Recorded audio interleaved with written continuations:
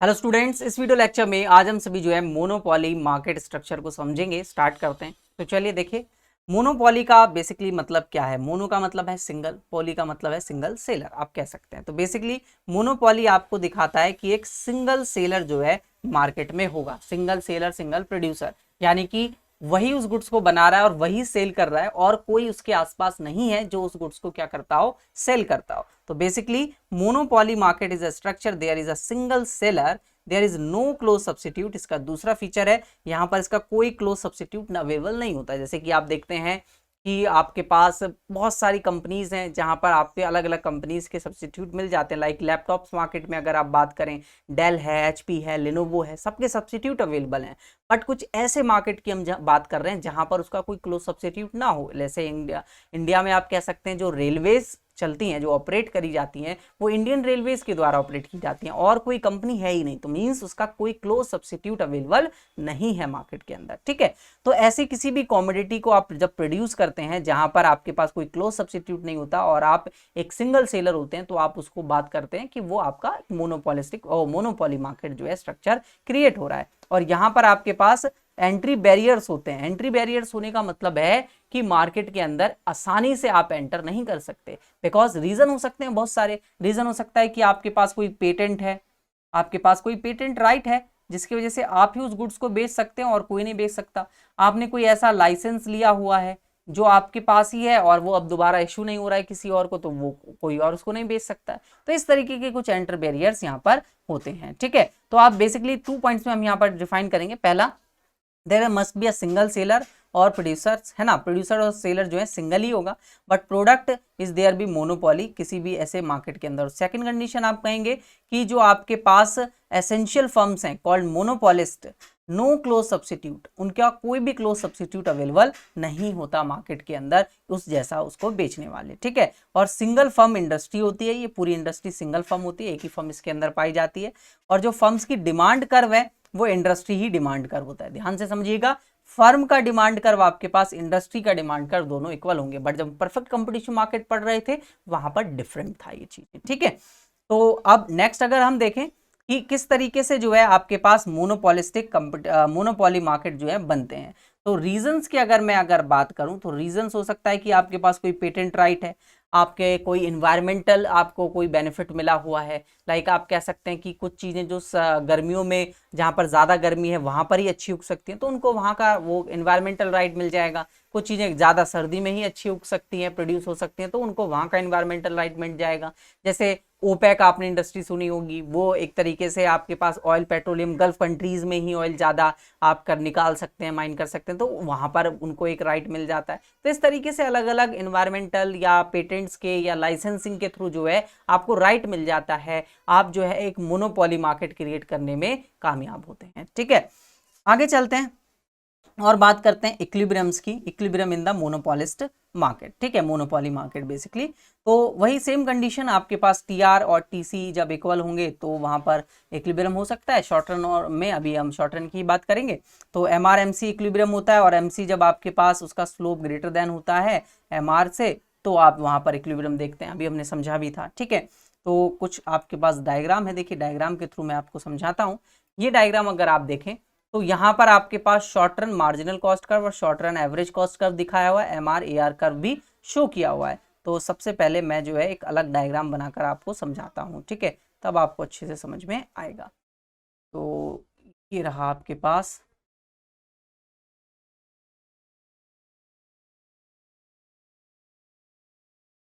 अब देखिए monopolist market के अंदर आपके पास एआर एमआर कर्व कुछ इस तरीके से होते हैं। बिकॉज देखिए मोनोपोली जो मार्केट होती है वहां पर आप ज्यादा सप्लाई करते हैं, ज्यादा, जितना ज्यादा क्वांटिटी आप सप्लाई करते जाएंगे उतना ज्यादा आपको प्राइस जो है कम करना पड़ेगा। ठीक है, बिकॉज प्राइस को कम नहीं करेंगे तो लोग ज्यादा चीजों को नहीं खरीद पाएंगे। ठीक है, और अगर आपको ज्यादा प्राइस आप बढ़ाते हैं तो आप कम क्वांटिटी सप्लाई कर रहे होंगे बेसिकली। ठीक है, तो ये आपके पास हो गया आपका एमआर कर्व और इसी तरीके से ये हो गया आपके पास आपका ए आर कर्व।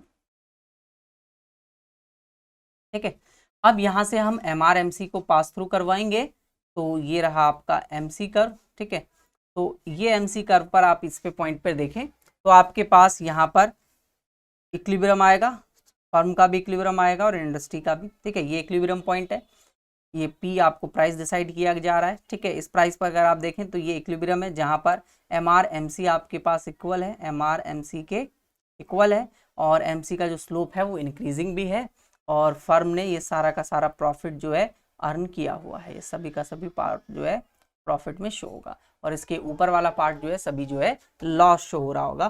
तो देखिए इसको मैंने जो डायग्राम यहाँ पर देखा था वो ये देखिए, यहाँ पर आपके पास ये पॉइंट है, और इसके बाद ये आपका प्रॉफिट पॉइंट है जहां पर आपके पास जो एवरेज कॉस्ट है आपका इस पॉइंट से बराबर है। मेरे वाले डायग्राम में देखिए, यहाँ पर मैंने अभी एवरेज कॉस्ट कर्व बना देता हूँ, तो लाइक मैंने ये एवरेज कॉस्ट कर्व बना दिया, तो ये आपके पास एवरेज कॉस्ट कर्व यहाँ से पास आउट हो रहा है AC कर्व।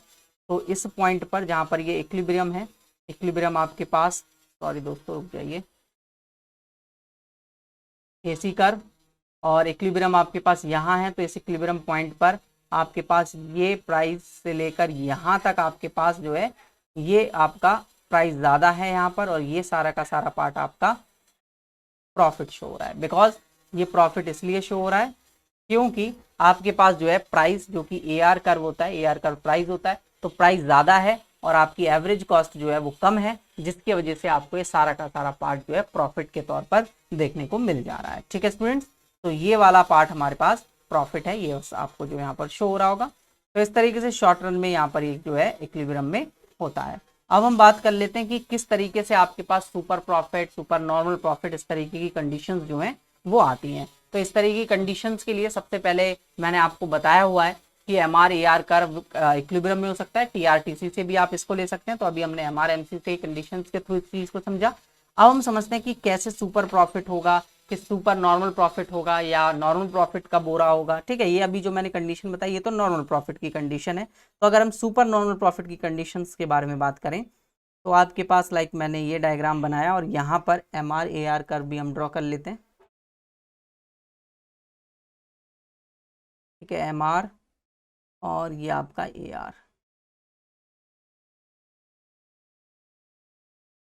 ठीक है, MR।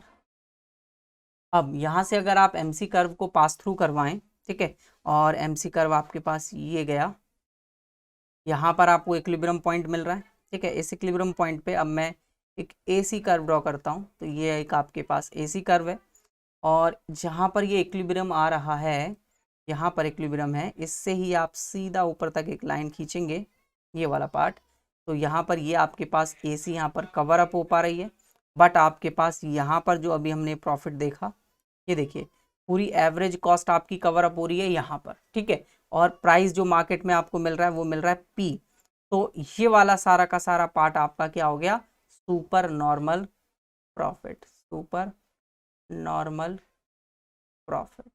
बिकॉज जब आपकी एवरेज कॉस्ट कवर अप हो रही होती है और प्राइस आप उससे ज़्यादा चार्ज कर रहे होते हैं, तो मार्केट में आपको मिल रहा होता है super normal profit, profit above दी आपके फिक्स्ड कॉस्ट जहाँ पर कवर होती है वहाँ पर भी उसके बाद वाला प्रॉफिट। तो ये वाला पार्ट आपका सुपर नॉर्मल प्रॉफिट को शो कर रहा है।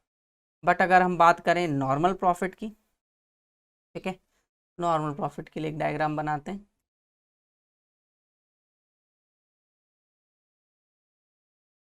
तो ये आपके पास MR, ये आपका AR, MR और AR कर्व, ठीक है। इसके बाद ये आपका MC कर्व, ठीक है, और यहाँ पर इक्विलिब्रियम मिल रहा है आपको, ठीक है। इससे ठीक आपको यहाँ पर ये आपका MC कर्व यहाँ से पास होते है, ठीक है। ये आपका AC कर्व हुआ। तो आप देखेंगे कि AR और MR इस पॉइंट पर इक्वल है, तो इस पॉइंट पर जितना भी प्रॉफिट आपको मिल रहा है वो प्रॉफिट आपका नॉर्मल प्रॉफिट है। कैसा प्रॉफिट है, नॉर्मल प्रॉफिट है। बिकॉज आपकी एवरेज वेरिएबल कॉस्ट भी कवर अप हो पा रही है, और एवरेज वेरिएबल कॉस्ट कर्व अगर मैं यहाँ पर बना दूँ, लाइक मैंने कहा ये आपके पास आपका ABC कर्व है, ठीक है। तो आपको नॉर्मल प्रॉफिट कितना हो रहा है, कितना नॉर्मल प्रॉफिट हो रहा है, बिकॉज आपकी यहीं तक आपकी क्या हो रही है, कवर अप हो पा रही है आपकी फिक्स्ड कॉस्ट, और फिक्स्ड कॉस्ट नहीं वेरिएबल कॉस्ट दोस्तों, ठीक है। वेरिएबल कॉस्ट आपकी इतनी कवर अप हो पा रही है, तो जहां वेरिएबल कॉस्ट आपकी कवर अप हो पाती है वही पार्ट आपका नॉर्मल प्रॉफिट होता है। बट आपकी जब फिक्स कॉस्ट भी कवर अप होने लग जाए, जो कि ऊपर भी हमने डायग्राम में समझा, तो सुपर नॉर्मल प्रॉफिट होना आपको स्टार्ट हो जाएगा। अब ऐसे ही अगर मैं बात करता हूं कि अगर आपको लॉस हो रहा है, ठीक है, एक पेज और इंसर्ट करते हैं। अगर आपको लॉस हो रहा है तो किस कंडीशन में होगा, तो मैंने कहा ये आपका डायग्राम, ठीक है, क्वांटिटीज और ये आपका प्राइजेस, यहाँ पर ARMR कर्व अगेन बनाते हैं, ठीक है, MR कर्व और ये आपका AR कर्व। अब इसके बाद आपके पास यहाँ पर हम MC कर्व बनाएंगे, ये आपका MC कर्व है, ठीक है, MC कर्व। यहाँ पर इस पॉइंट पर आपको जो है इससे इस तरीके से लाइन पास होते हुए ऊपर मैं एक लाइन बनाता हूँ यहाँ पर, ठीक है, और ये आपका जो है इक्विलिब्रियम पॉइंट है, यहाँ ई नाम दे दीजिए इसे। अब जो मैं AC कर्व यहाँ से पास थ्रू करूँगा वो मैंने लाइक इस तरीके से पास थ्रू करा, ठीक है, ये आपका AC कर्व है। तो अगर आप देखें तो आपकी फुल कॉस्ट यहाँ पर कवर हो रही है और आप जो मार्केट में प्राइस चार्ज कर रहे हैं वो ये चार्ज कर रहे हैं P, बट मार्केट में आपका जो कॉस्ट प्राइस पे चार्ज होगी वो P1 है, यानी ये इक्विलिब्रियम पॉइंट पे जो आप प्राइस चार्ज कर रहे हैं वो P1 है। बट कहां पर आपके पास प्राइस इक्वल हो रहा है AR के, वहां पर ये वाला पॉइंट है, बट एवरेज कॉस्ट उससे भी ज्यादा है, इक्विलिब्रियम पॉइंट पर आपके पास एवरेज कॉस्ट उससे भी ज्यादा है। तो ये जो पूरा पार्ट है आपके पास, ये वाला जो शेडेड रीजन है, ये आपका लॉस शो करेगा, बिकॉज जो आप प्राइस चार्ज कर रहे हैं वो प्राइस इक्विलिब्रियम पॉइंट पे सफिशिएंट नहीं है आपकी टोटल कॉस्ट को कवर अप करने के लिए, टोटल एवरेज कॉस्ट को कवर अप करने के लिए। तो यहाँ पर एवरेज टोटल कॉस्ट आपकी कवर अप नहीं हो रही है, इसलिए आप इस पूरे पार्ट को यहाँ पर क्या नाम दे देते हैं, लॉस नाम दे देंगे कि ये आपका जो है लॉस यहाँ पर हो रहा है। क्लियर? तो इस तरीके से फर्म के अंदर आपको loss, profit, super normal profit, normal profit इस तरीके से देखने को मिल जाता है। Clear students? यहां तक आप सभी को समझ में आई होंगी सभी चीजें। तो आगे चलते हैं, अब लॉन्ग रन इक्विलिब्रियम की बात करते हैं हम, ठीक है। तो जैसे आपके पास शॉर्ट रन में इक्विलिब्रियम होता है, इसी टाइप से आपके पास लॉन्ग रन में भी इक्विलिब्रियम होता है, लॉन्ग रन इक्विलिब्रियम, ठीक है। तो लॉन्ग रन इक्विलिब्रियम को जब आप देखेंगे तो आप LMC, LAC कर्व इन सभी को ड्रॉ कर रहे होंगे। सबसे पहले तो आपने ड्रॉ किया लाइंस को, जहां पर आप ARMR कर्व ड्रॉ करेंगे। तो देखिए ARMR का मतलब ही नहीं होता शॉर्ट रन लॉन्ग रन से, इसका कोई लेना देना नहीं है।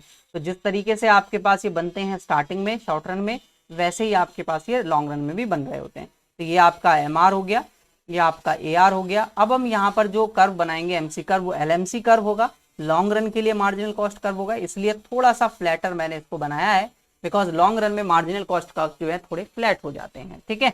तो यहाँ आपको इक्विलिब्रियम पॉइंट देखने को मिल रहा है। इस इक्विलिब्रियम पॉइंट पे अगर मैं यहाँ पर LAC कर्व पास थ्रू करवा दूं, लाइक मैंने कहा कि ये आपका LAC कर्व है, ठीक है, LAC कर्व। तो यहाँ पर इस पॉइंट पर आपके पास अगर आप देखें तो यहाँ से यहाँ तक अगर मैं लाइन खींचूं, इक्विलिब्रियम पॉइंट पर आपको जो प्राइस मिल रहा है वो ये प्राइस मिल रहा है P, ठीक है। और आप जो यहाँ पर चार्ज कर रहे हैं बेसिकली, जहाँ पर आपकी फुल कॉस्ट कवर अप हो जा रही है एवरेज कॉस्ट, वो ये वाला पॉइंट है, इसको मैंने नाम दे दिया Q पर आपके पास पूरी एवरेज कॉस्ट कवर अप हो जा रही है, और मार्केट में इक्विलिब्रियम प्राइस पर आपका इक्विलिब्रियम कंडीशन में आपके पास जो प्राइस मिल रहा है मार्केट के अंदर वो ये है।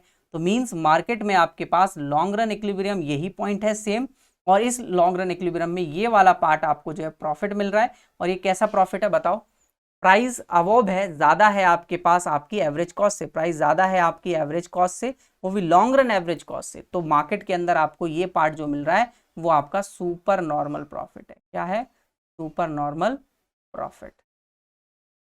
क्लियर है बच्चे? समझ में आ रहा होगा सभी स्टूडेंट्स को। एक बार इसको शेड भी कर देता हूं मैं, ठीक है। क्लियर? तो लॉन्ग रन इक्विलिब्रियम भी यहाँ पर आप सभी को समझ में आया होगा कि किस तरीके से लॉन्ग रन इक्विलिब्रियम होता है मार्केट के अंदर। अब आगे चलते हैं और आगे हम बात करते हैं कि कर्व्स किस तरीके से आपके पास होंगे। तो ये बात होगी। अब मेजरमेंट करेंगे हम measurement of degree of monopoly power. तो मोनोपोली पावर, अगर आप डिग्री को कैलकुलेट करना चाहते हैं कि कितने पावर में मोनोपोली है आपके पास, तो उसके लिए देखिए आप लर्नर मेजर्स का यूज करेंगे। तो लर्नर मेजर, तो लर्नर मेजर है। और मोनोपोली पावर को आप डिग्री ऑफ कंट्रोल से देखेंगे कि प्रोड्यूसर और सेलर्स जो है उसके पास कितना कंट्रोल है over the price and output produce. तो बेसिकली आपको सिंपल सी चीज एक पता होनी चाहिए कि मोनोपोली मार्केट है तो वो भाई एक ही फर्म है और प्राइस का वही कंट्रोल रखती है पूरा, और कितना कंट्रोल है उसके पास वो डिपेंड करता है डिग्री ऑफ मोनोपोली पावर पे। और अगर हम पहला मेजर की बात करें तो पहला आपके पास लर्नर्स मेजर है, जो कि one of the earliest method था मेजर करने के लिए मोनोपोली पावर के लिए, जो कि एक्सप्रेस किया गया था AP learner, professor AP learner के द्वारा। Is the term of bargaining strength. ठीक है, इन्होंने बार्गेनिंग स्ट्रेंथ के हिसाब से दिखाया था difference between the price and the marginal cost is measure the degree of monopoly power, यानी कि प्राइस कितना ज्यादा है, कितना डिफरेंस है इसके बीच में प्राइस और मार्जिनल कॉस्ट के बीच में, यानी कि मार्जिनल कॉस्ट कितनी कम रख पाते हैं आप प्राइस से, उतना ज्यादा आप जो है मोनोपोली पावर में आएंगे। तो इन्होंने डिग्री ऑफ मोनोपोली पावर के लिए एक फॉर्मूला लिखा P minus M C upon में P, ये इन्होंने फॉर्मूला दिया जहां पर P प्राइस है और मार्जिनल कॉस्ट MC है। ठीक है, अब टिफिन्स मेजर्स की अगर आप बात करें तो टिफिन मेजर जो है आपके पास Robert Tiffins, professor Robert Tiffins ने दिया, जो कि आपके पास इंप्रूव करता है लर्नर मेजर को by suggesting the price cross price elasticity instead of price elasticity of demand. अब यहाँ पर इन्होंने जो है पहले प्राइस इलास्टिसिटी के बेस पर हम डिसाइड कर पाते थे। अब देखिए प्राइस इलास्टिसिटी के बेस पर आप कैसे डिसाइड करते हैं, आपने MR AR के कर्व के बीच में पढ़ा हुआ है, यानी कि आप जब प्राइस इलास्टिसिटी की बात कर रहे होते हैं तो आप देख रहे होते हैं कि जो MR है आपके पास इक्वल्स टू होता है प्राइस और 1/1 माइनस इलास्टिसिटी ऑफ डिमांड के। ठीक है, और ये इक्वल होता है किसके, MC के। तो इक्विलिब्रियम आपके पास मार्केट में मिल रहा होता है। तो यहाँ पर इलास्टिसिटी ऑफ डिमांड आप देख रहे होते हैं, है ना। इलास्टिसिटी ऑफ डिमांड जितना ज्यादा पावर होगा उतना ज्यादा MR MC में आपके पास आएगा, यानी मार्जिनल रेवेन्यू उतना ज्यादा आ रहा होगा और उतना ज्यादा आपके पास MC कर्व से वो ज्यादा होगा, और जितना ज्यादा आपके पास प्राइसेस होंगे, मार्जिनल कॉस्ट जितनी कम होगी, वहां पर ज्यादा आपके पास प्राइस पे कंट्रोल हो रहा होगा, ज्यादा आपके पास जो है पावर शो हो रही होगी डिग्री ऑफ मोनोपोली की। ठीक है, बट इन्होंने जो प्रोफेसर टिफिन्स हैं इन्होंने जो है क्रॉस प्राइस इलास्टिसिटी को लिया, क्रॉस इलास्टिसिटी को instead of price elasticity. The smaller extent of the cross elasticity of the demand produces at a firm the greater the degree of the monopoly power। यानी कि ये कहते हैं कि जब स्मॉल क्रॉस प्राइस इलास्टिसिटी है, means एक goods के प्राइस के चेंज होने पर दूसरे गुड्स पर कम इंपैक्ट पड़ता है, तो आपके पास मोनोपोली पावर ज्यादा होती है। क्यों? क्योंकि आपके आसपास का कोई क्लोज सब्स्टिट्यूट नहीं है, और किसी गुड्स के प्राइस पर चेंज होने पर, जैसे सपोज दैट मैं एक मोनोपोली फर्म हूं और मैं मान लो ये पेन बनाता हूं, इसको मैं ही बनाता हूं और मैं ही इसको सोल्ड कर पाता हूं, इसकी मेरे पास मोनोपोली पावर है। अब इसकी मोनोपोली पावर मैं कैसे देखूंगा, जब मैं दूसरे प्रोडक्ट का अगर ऐसे ही पेन और कोई बनाता है बट मेरे पास कुछ यूनिकनेस है, इस वजह से लोग मेरा खरीदते हैं और इस वजह से मेरे पास मोनोपोली है। But other market, other industries में ये पेन बनाए जाते हैं और उन फर्म की प्राइस पॉलिसी, प्राइस के चेंज होने पर मेरे इस प्रोडक्ट की डिमांड पर ज्यादा चेंज पड़ता है, ज्यादा इंपैक्ट आता है, मींस मेरे पास lower degree of monopoly power है। बट इस पर अगर स्मॉलर चेंज आता है तो मैं कहूंगा आप मेरे पास ज्यादा पावर है। तो यही बात यहां पर कही जा रही है कि smaller extent of cross elasticity of demand for the product of a firm the greater degree, यानी कि जब स्मॉल चेंज आएगा, मतलब बाहर मार्केट में चेंज होने पर मेरे इस प्रोडक्ट पर बहुत कम चेंज आएगा, तो मेरे पास उतनी ही ज्यादा डिग्री ऑफ मोनोपोली पावर होगी। और इसका उल्टा भी हो सकता है, जैसे कि मैंने भी आपको समझाया। ठीक है ना। बेन्स मेजर्स की अगर हम बात करें, समझ में तो आया होगा ना आपको ये वाला टिफिन्स मेजर का। प्रोफेसर जेम्स बेन ने सजेस्ट किया था the size of super normal profit as the degree of monopoly, means आप कितना ज्यादा प्राइस चार्ज कर पाते हैं अपनी एवरेज कॉस्ट से, आपकी एवरेज कॉस्ट कितनी लोअर आप रख पाते हैं और उससे कितना ज्यादा प्राइस चार्ज कर पाते हैं, वो डिपेंड करती है आपकी मोनोपोली पावर को, अकॉर्डिंग टू द बेन्स, प्रोफेसर GS बेन्स के अनुसार। ठीक है, तो degree of monopoly power, he uses the divergence between the price and average cost of the measurement of the monopoly power, जैसे कि अभी हमने सुपर नॉर्मल प्रॉफिट निकालते वक्त बात की थी। अब monopoly equilibrium and perfect competition equilibrium को अगर आप कंपेयर करें, देखिए कंपेयर करने के लिए डायरेक्ट मैं डायग्राम पर आपको लेके चलता हूं।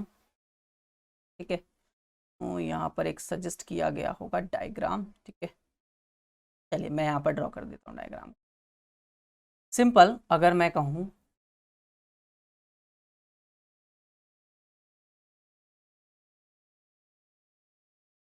ठीक है, ये आपके यहाँ पर सेम क्वांटिटीज प्राइसेस को क्या किया गया है, शो किया गया है। अब अगर हम परफेक्ट कंपटीशन मार्केट की बात करें और मोनोपोली की बात करें तो दोनों में एक सेम डिफरेंस आपको देखने को मिलता है कि आपके पास यहाँ पर EMR और ये डायग्राम आपने बनाया AR, ठीक है। अब आपने एक मार्जिनल कॉस्ट कर्व यहाँ से ड्रॉ करते हैं, यहाँ इक्विलिब्रियम मिल रहा है आपको, ठीक है। अब ये आपके पास इक्विलिब्रियम डिसाइड हो रहा है और यहाँ पर हम एक MC कर्व ड्रॉ करते हैं।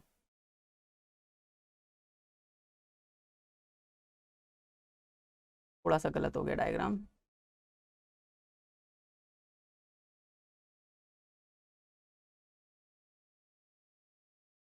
AC कर्व, ठीक है। तो अगर आप देखें कि अगर आप एक प्राइस डिसाइड कर लें यहाँ पर, लाइक मैंने प्राइस डिसाइड कर लिया मार्केट के अंदर कोई एक प्राइस, लाइक मैंने यहाँ पर ये जब यहाँ से पास थ्रू हो रहा है तो हमने ये इक्विलिब्रियम था, इस पर हमने एक प्राइस डिसाइड किया कि ये वाला प्राइस, ठीक है, और यही सेम प्राइस ये वाला, ठीक है। ध्यान से समझिएगा, आपके पास ये प्राइस जो है PF है, परफेक्ट कंपटीशन मार्केट ले लेता हूँ, ठीक है। प्राइस जो है परफेक्ट कंपटीशन का P ही रख लेते हैं और ये जो प्राइस है वो M का है, यानी कि मोनोपोली का है, ठीक है।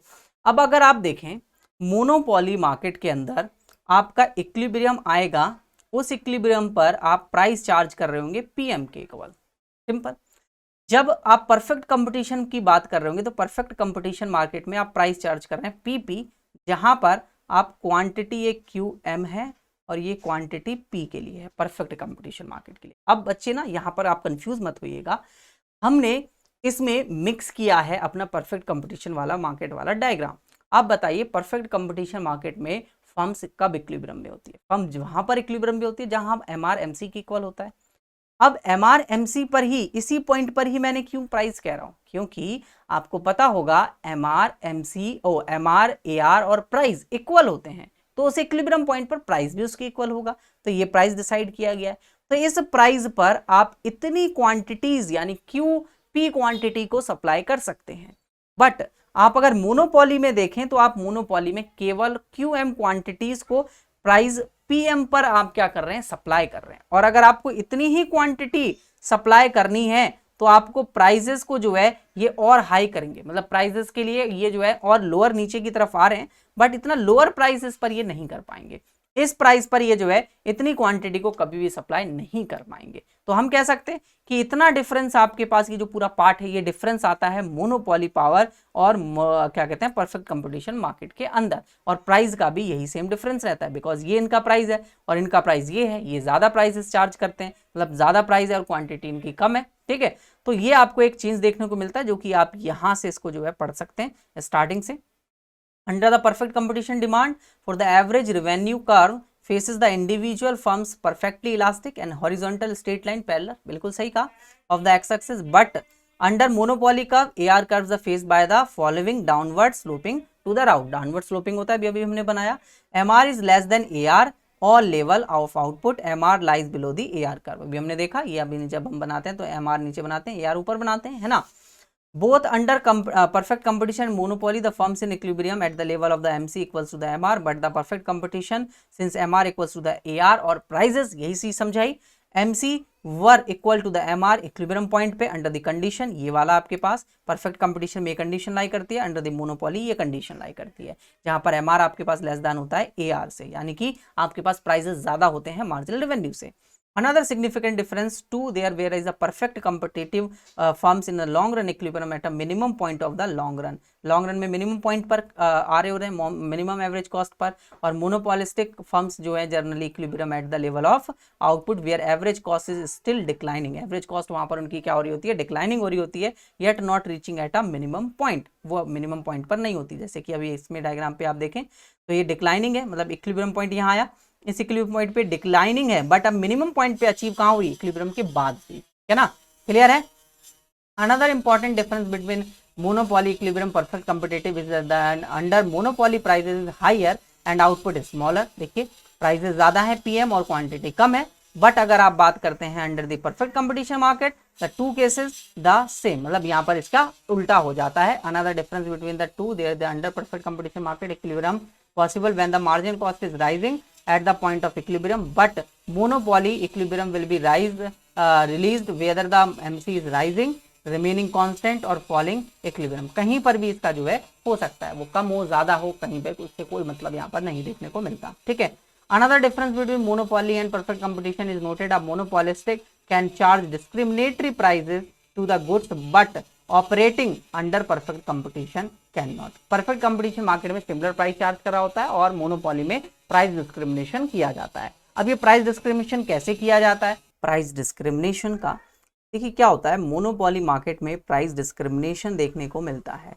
मींस आपके पास फर्म जो है अलग अलग पर्सन से अलग अलग प्राइस जो है चार्ज कर रही होती है। लाइक अगर आप एक सिंगल इंडिविजुअल पर्सन है और सर्विस या उस प्रोडक्ट को लेना चाहते हैं तो उससे आपको अलग प्राइस चार्ज किया जाएगा। अगर आप एक ग्रुप में या कंबाइंड यूनिट्स को आप अगर लेते हैं तो उससे आपको अलग प्राइस चार्ज किया जाएगा। ऐसा प्राइस डिस्क्रिमिनेशन आपको देखने को मिल जाता है मोनोपोली मार्केट में। तो भाई मोनोपोली मार्केट में प्राइस डिस्क्रिमिनेशन अगर हो रहा है तो वो कितनी डिग्रीज में हो रहा है, कितने टाइप के होते हैं? तो बेसिकली आपके पास जो टाइप्स ऑफ या डिग्री आप कह सकते हैं, डिग्री ऑफ प्राइस डिस्क्रिमिनेशन।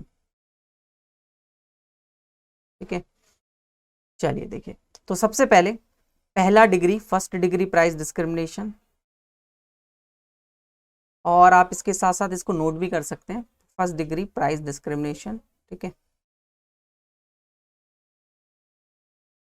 तो फर्स्ट डिग्री प्राइस डिस्क्रिमिनेशन में हम क्या कर रहे होते हैं, हम जितना भी कंज्यूमर जितना भी मैक्सिमम प्राइस पे कर सकते हैं उस मैक्सिमम प्राइस तक कंज्यूमर्स को जो है गुड्स अवेलेबल करवाए जाते हैं। लाइक मैं एग्जांपल के लिए कुछ पॉइंट्स लिखता हूं, आप सभी उनको नोट कीजिएगा। फर्स्ट पॉइंट, ये एक तरीके से practice of charging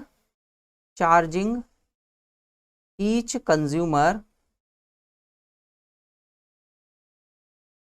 consumer her reservation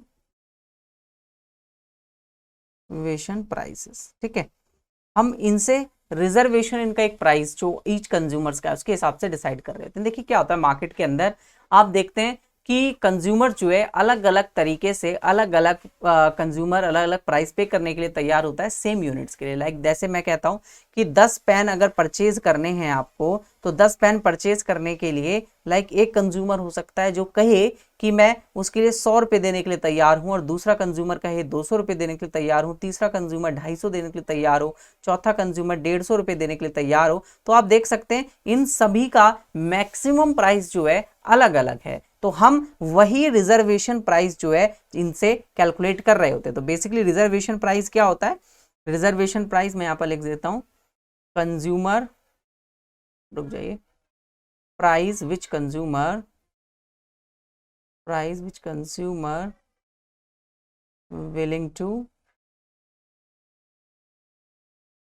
पे। ठीक है, वो विलिंग टू पे कितना प्राइजेस होता है उसको आप रिजर्वेशन प्राइजेस कहते हैं, जैसे मैंने यहाँ पर अभी एग्जांपल देकर आपको समझाया। ठीक है, तो आप यहाँ पर यही डिसाइड करते हैं। और एक पॉइंट और लिखिएगा इसमें, सेकंड पॉइंट आप, कि यहाँ पर आपके पास in this consumer surplus, consumer is left with no surplus. ठीक है, विद नो सरप्लस लिखिए आप, विद नो कंज्यूमर सरप्लस। ठीक है, ऑल सरप्लस और सरप्लस गोज टू प्रोड्यूसर्स। ठीक है, तो बेसिकली जब आप प्रोड्यूसर्स प्राइस चार्ज कर रहा होता है उनके मैक्सिमम विलिंगनेस टू पे के हिसाब से, तो वहां पर कंज्यूमर के पास कोई भी सरप्लस नहीं होता, सारा सरप्लस जो है प्रोड्यूसर के पास शिफ्ट हो जाता है। बेसिकली देखिए डायग्राम बनाकर मैं आप सभी को समझाता हूं तो आपको और बेटर तरीके से समझ में आएगा। देखिए जैसे कि हमने ये डायग्राम बनाया, यहाँ हम क्वांटिटीज ले रहे हैं, यहाँ हम आउटपुट ले रहे हैं, AR और MR कर्व बनाते हैं।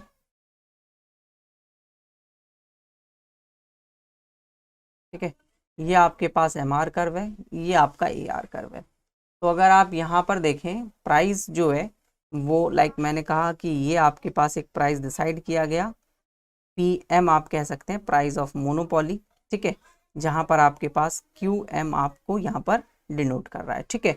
इसके बाद एक प्राइस मैं लेता हूँ इसके ठीक नीचे, जो कि आपकी PD शो करेगा डिमांड को, प्राइस ऑफ डिमांड और क्वांटिटी ऑफ डिमांडेड पे। तो अगर आप देखें इक्विलिब्रियम अगर मैं पॉइंट बनाऊं तो मैंने इक्विलिब्रियम कर्व बनाया यहाँ पर इस तरीके से, ये MC कर्व पास होते हुए मैंने बना दिया।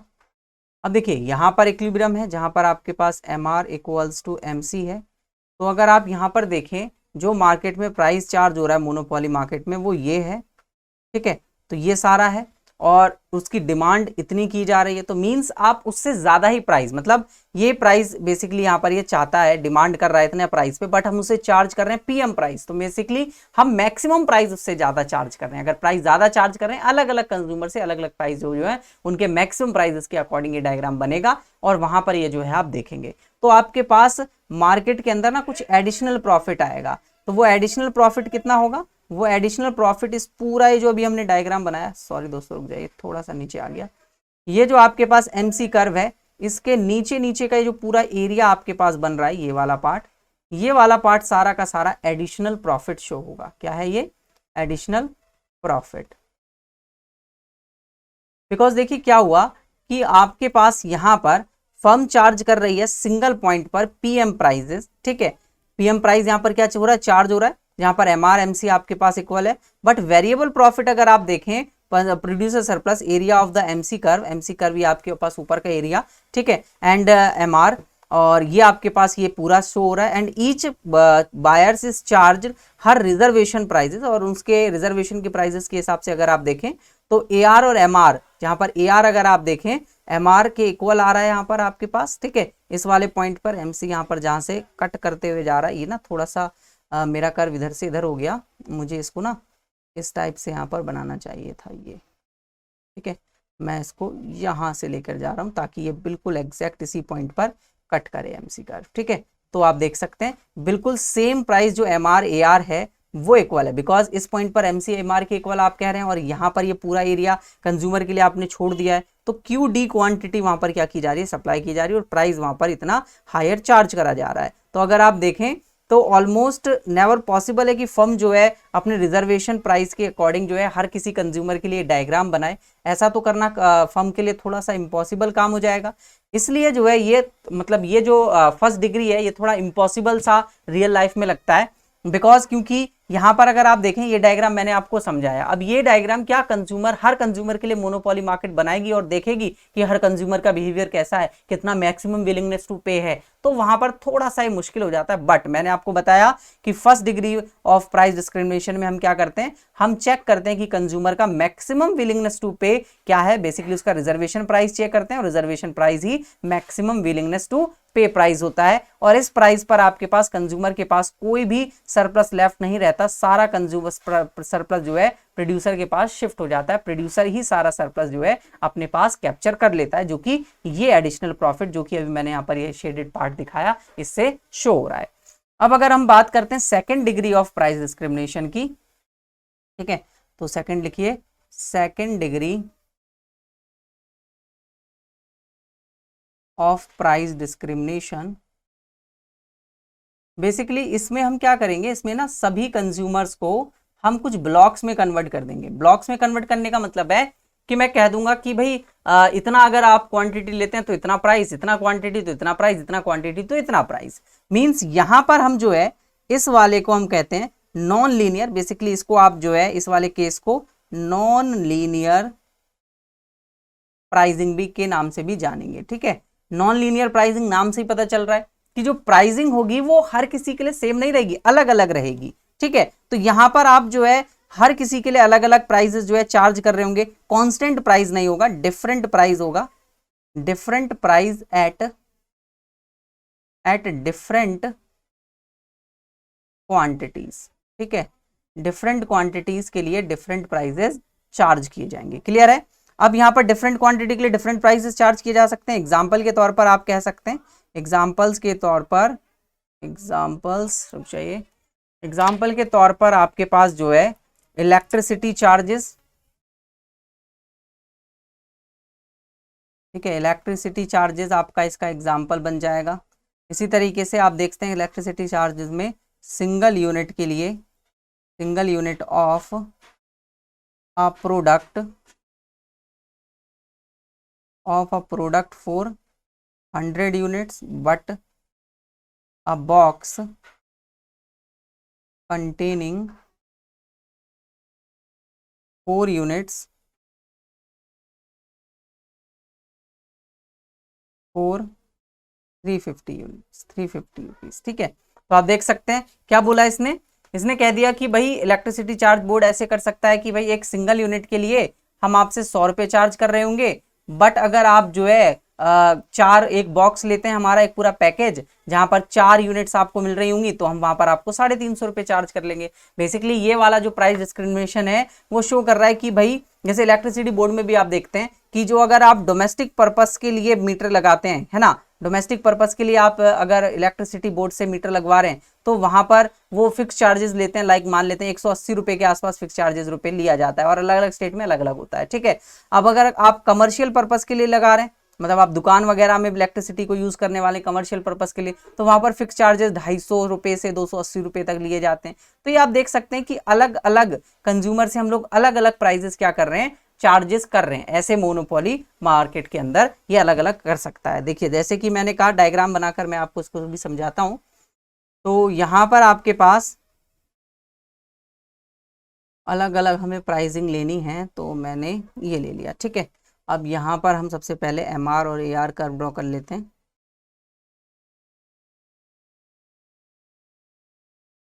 ठीक है। MR और AR कर्व, ठीक है।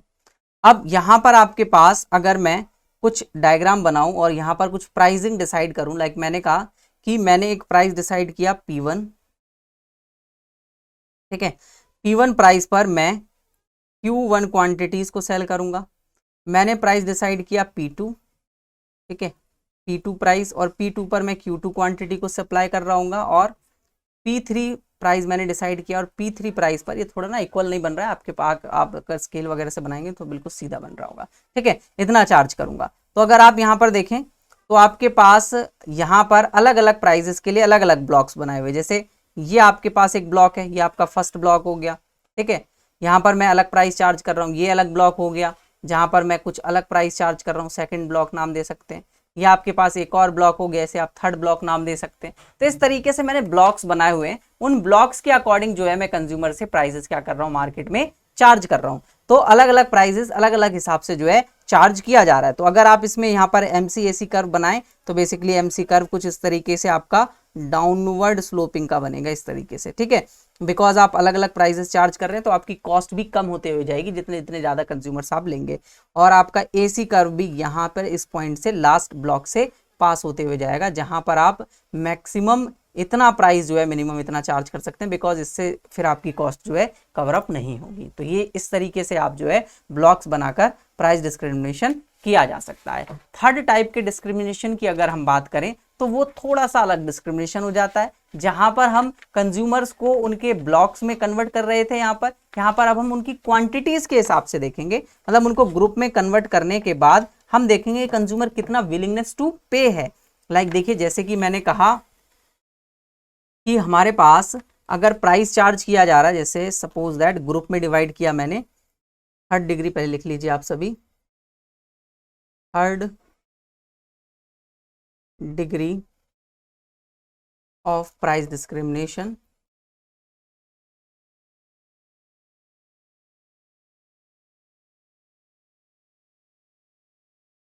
ठीक है। Third degree of price discrimination, यहां पर हम क्या करते हैं, कंज्यूमर्स को डिवाइडेड कर देते हैं, डिवाइडेड इनटू ग्रुप्स, ठीक है। लाइक आप कह सकते हैं कि रिच ग्रुप, ठीक है, रिच पर्सन का ग्रुप, या पुअर पर्सन का ग्रुप, यानी कि अगर कोई पुअर पर्सन आपके पास आता है वही सेम लिक्विड लेने के लिए तो आप उससे अलग प्राइस चार्ज करने लग जाते हैं, बट अगर कोई रिच पर्सन होता है तो उससे आप अलग प्राइस चार्ज कर रहे होते हैं। तो बेसिकली यहाँ पर आप जो है अलग अलग तरीके से हर किसी का अलग अलग डायग्राम बनाकर शो कर रहे होते हैं। जैसे एग्जाम्पल के तौर पर आप कह सकते हैं, रेगुलर जो कस्टमर आ रहे हैं, जैसे कि आपके पास स्पेशल फेयर आप दे सकते हैं, स्पेशल एयरलाइन फेयर्स, ठीक है, या आप प्रीमियम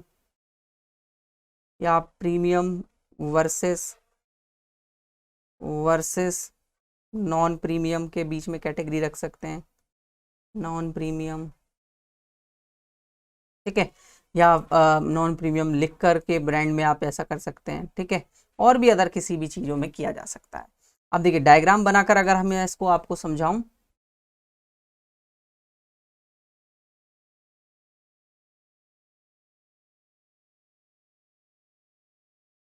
दैट्स इट, यहाँ क्वांटिटीज हैं, यहाँ पर प्राइजेस लिए हुए हैं।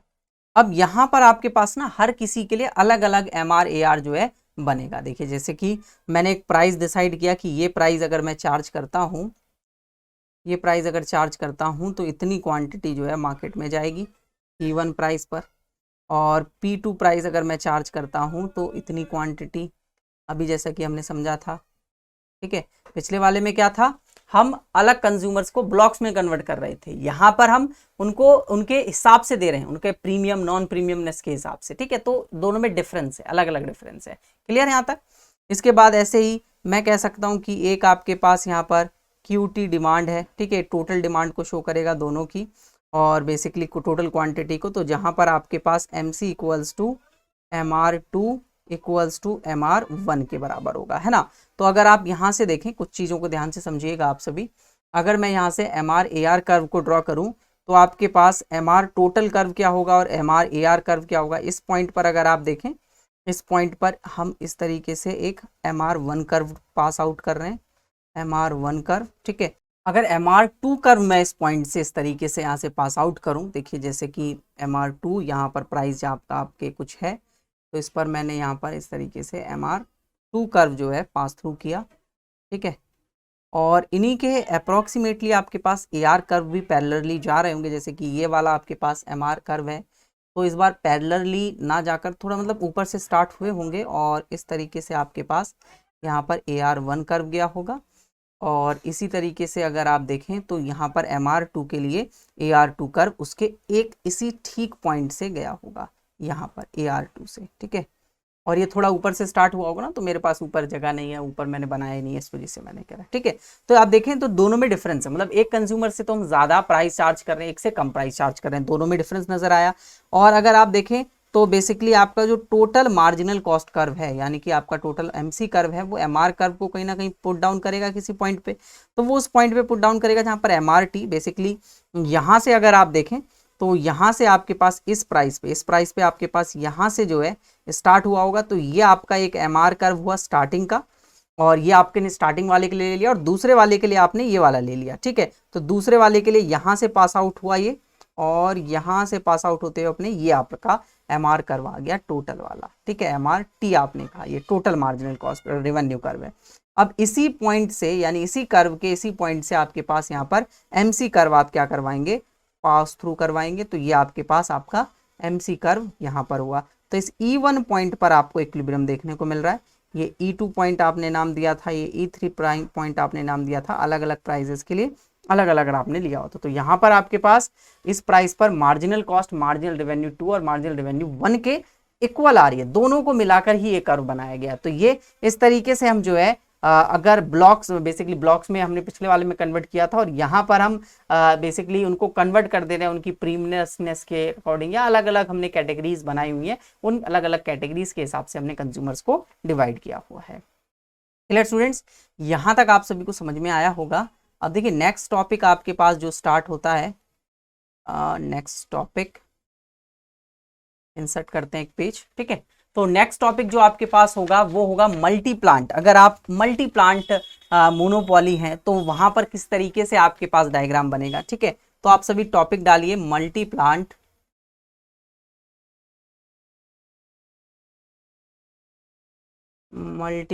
मोनोपॉली। अब देखिए अगर प्लांट बहुत सारे हैं एक मोनोपॉली फर्म के पास, तो वो क्या करेगी, दोनों को मिलाकर अपनी टोटल मार्जिनल कॉस्ट देखना चाहेगी कि टोटल दोनों प्लांट से कितने की कॉस्ट आ रही है, कैसे दोनों पे इक्विलिब्रियम अलग अलग प्राइसेस पे हो रहा है। तो एक डायग्राम के थ्रू मैं आपको इस चीज को समझाना चाहूंगा। लाइक मैंने कहा ये आपके पास एक डायग्राम, ठीक है। आप चाहें तो इनको अलग अलग भी बना सकते हैं, मैं एक ही डायग्राम में बनाकर आपको शो कर रहा हूँ, क्वांटिटी और ये प्राइसेस। अब देखिए जब आपका प्लांट 1 था तो पहले तो मैं एक एमआर कर्व, एक एमआर बिल्कुल डिसाइड कर लेता हूँ कि ये आपका एक एमआर रहने वाला है और वो इतना रहने वाला है यहाँ तक, ठीक है। ये तो सीधी लाइन कर देता हूँ उसे, ठीक है। ये एम आर आप स्टार ले लीजिए, इसको एम आर स्टार मैंने इसको बना दिया, ठीक है। अब यहाँ पर अगर आप देखें तो प्लांट 1 जो होगा उसका मार्जिनल कॉस्ट कर्व जो है पास थ्रू हो रहा होगा इस पॉइंट से। तो प्लांट 1 का मार्जिनल कॉस्ट कर्व, प्लांट 1 का marginal cost curve MC curve, ठीक है, MC1। और प्लांट 2 का मार्जिनल कॉस्ट कर्व, प्लांट 2 का मार्जिनल कॉस्ट कर्व MC2, ठीक है। क्लियर है। और इसको ना थोड़ा और आगे एक्सटेंड कर लेते हैं, ठीक है। ये अब देखिए अगर सेम प्राइस अगर आप देखें एमआर, इतने एमआर पर आपके पास ये क्वांटिटी 1 प्रोड्यूस हो रही है प्लांट 1 में, क्वांटिटी 2 प्रोड्यूस हो रही है प्लांट 2 में। तो प्लांट 1 में आपके पास इतने की मार्जिनल कॉस्ट है और प्लांट 2 में इतना मार्जिनल कॉस्ट आपके पास पास थ्रू हो रहा है। तो ये अलग अलग पॉइंट्स पर आपके पास इतना इतना प्रोडक्शन हो रहा है, इतना एमआर पर। एमआर अभी आपने सेम मानी हुई है, कांस्टेंट मानी हुई है, ठीक है। अब अगर हम कुछ डिसीजन मेकिंग करें और प्राइस को प्रॉफिट को मैक्सिमाइज करना चाहते हैं, प्रॉफिट को मैक्सिमाइजेशन करना चाहते हैं, प्रॉफिट मैक्सिमाइजेशन, तो प्रॉफिट मैक्सिमाइजेशन में इन्वॉल्व होगा डिसीजन कि कितना आपको आउटपुट प्रोड्यूस करना है, how much output will be produce, and कैसे इसका एलोकेशन करना है, allocation of total output between plants, ठीक है। प्लांट्स के बीच में कितना आप टोटल आउटपुट को एलोकेट करने वाले हैं वो भी आप देखेंगे। तो आप देखेंगे कि आपके पास जो आउटपुट आपने डिवाइड किया, आउटपुट को आपने जो डिवाइड किया यहाँ पर आउटपुट डिवाइडेड, ठीक है, वो इस वे में किया होगा कि जो मार्जिनल कॉस्ट है MC इज सेम या कांस्टेंट आप कह सकते हैं in each plant, her plant पे आपके पास लगभग MC सेम रहे। Otherwise firm could reduce it's cost, इसकी कॉस्ट रिड्यूस हो सकती है, रीएलोकेटिंग प्रोडक्शन, फिर प्रोडक्शन को दोबारा से रीएलोकेशन करेगी। आल्सो मार्जिनल रेवेन्यू यहाँ पर आपके पास मार्जिनल कॉस्ट के इक्वल होगी, MR इक्वल्स टू MC होगा, ठीक है। तो आप टोटल अगर बात करें, ये दोनों आपके पास मार्जिनल कॉस्ट थे फर्म A फर्म B के, तो अगर टोटल अगर आप पूरी फर्म का यानी कि पूरी मार्केट, दोनों मार्केट को मिलाकर और पूरी मोनोपोली मार्केट को मिलाकर आप इसका लें तो बेसिकली आपके पास जो MC कर्व शो होगा वो नया ये शो हो रहा होगा, ये आपका नया MC होगा। और ये MC जो है MC है टोटल, जो कि इक्वल है MC1 के प्लस MC2 के, ठीक है। और यहाँ पर इस क्वांटिटी पर आपके पास जो कॉस्ट है, जो प्राइजेस हैं बेसिकली आपके पास वो हो रहे हैं आपके ये P स्टार, मैंने एक प्राइस ले लिया, आपने प्राइस को जो है बढ़ा दिया, यहाँ पर टोटल कॉस्ट बढ़ गई ना दोनों प्लांट की मिलाकर। तो आपका जो AR कर्व है वो पास थ्रू हो रहा होगा बेसिकली बच्चे इस वाले पॉइंट से, इस वाले से, बिकॉज आपके पास आपकी मार्जिनल कॉस्ट नीचे इक्विलिब्रियम आया MR MC के, और ये आपके पास यहाँ से पास आउट हुआ होगा आपका AR कर्व, और यहाँ से पास आउट हुआ होगा आपका MR कर्व, ठीक है। थोड़ा सा डायग्राम अलग सा बन गया बिकॉज ऊपर से ये जो है सीधा आना चाहिए था, ठीक है, कोई दिक्कत नहीं है। ऊपर कहीं पर बन रहे होंगे, पता नहीं कहाँ बन रहे हैं, MR कर्व भी आपके पास आ रहा है, ठीक है। इतना बड़ा डायग्राम नहीं बना सकते, ऊपर से इसको आपको ऊपर से पास आउट करवाते हुए जाना पड़ेगा, ठीक है। तो इस तरीके से ये जो है आपके पास मल्टी प्लांट का कॉन्सेप्ट है कि अलग अलग प्लांट की कितनी कितनी कॉस्ट आती है, उस कॉस्ट को किस तरीके से बियर किया जाता है। तो मोनोपोली मार्केट बेसिकली आपको ये दोनों टॉपिक बहुत अच्छे से समझ में आ गए होंगे।